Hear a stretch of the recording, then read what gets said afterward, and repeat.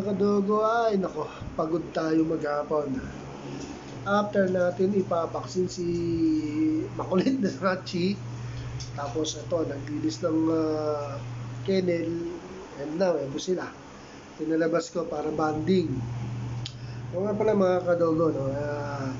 Si Starchy, si Tiny, si Kitten, si Bulak, lahat yan ready for release na.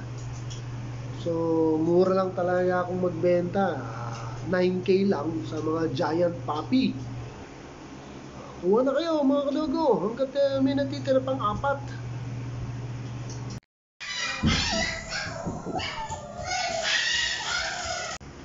Eto naman si Tiny. Nako, lahat yan mga giant yan.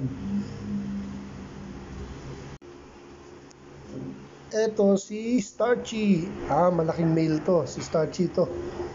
Yan. Malaking male yan. Eto si Tiny.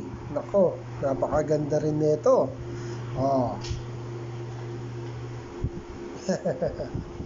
Paano manakikoton yung kulay nito si Tiny.